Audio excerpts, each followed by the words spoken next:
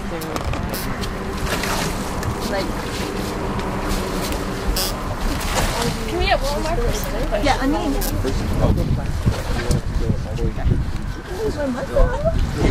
You want more people or no?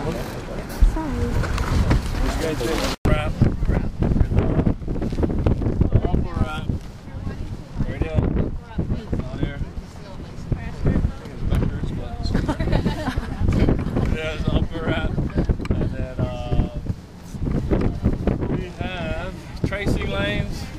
Right now, the tracing lines control the sails. Get 3 points on them. I cannot see them right now. I think a little metal grommet kind stuff on them. That each the bottom one, of course, is the longest. The middle, second longest. The top is the shortest. So usually we'd have at least 2 people on this. So when we open, everybody can shake them out. As this area. This line right there, we call this the Bronco. The Bronco because Bucky Bronco. So this line is important. We usually get 2 guys on here. So we pull them out, everybody's safe. So the entire canoe is divided into a compass. But it's not just a regular compass. Back when Nainoa was learning from Mau, Piailug, from Micronesia, does anyone not know about my Mau and how this all started? Because I can go back to the beginning. I guess, did you guys get a little explanation? Yeah, we did. Okay. But we're happy to get the story again. Okay. Yeah, so pretty much when they wanted to prove that the Polynesians didn't just drift to Hawaii, they had to find someone who could still navigate traditionally without a compass, without a GPS, without modern instruments.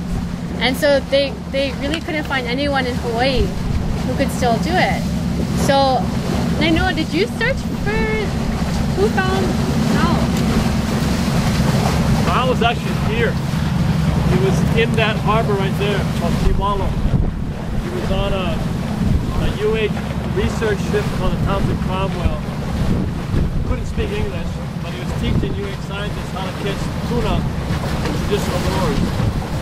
And the person that knew him was a guy by the name of Mike McCoy, who was a Peace Corps worker, who was on his island of Satawal in Micronesia, Mounds Island. That island's only a little over a mile long, half a mile wide. The highest soil on the island is only 8 feet, no lagoon. So for them to survive, they had to navigate, they had to sail. It was an island that was left alone by the colonial powers of the Spanish and the Germans and the Japanese and the Americans. Because it had no strategic military value without the lagoon. So they ended up surviving through culturally and the navigation to the 70s when we needed a navigator. And it's one of those situations with leadership. I wasn't there. I was really young and just trying to remember. The story I heard was that it's kind of one of those stories where you don't know how much you don't know. And the guys in Hawaii tried to navigate the Canoe by himself without knowing what that would be. And figured out couldn't do it. And, but Mike McCoy went to one of the meetings and said, "You want to navigate 5 miles down the road?" And they went to ask him, and he basically fundamentally said yes, without much hesitation. And it's a really interesting story about why we guess he did that. He sails. The trip to Tahiti is 6 times longer than any voyage he's ever made. He's never sailed south of the equator. He's never been under sun and stars. So it was a really very interesting reason why he did that. But anyway, that's how it happened. Thank you. All right.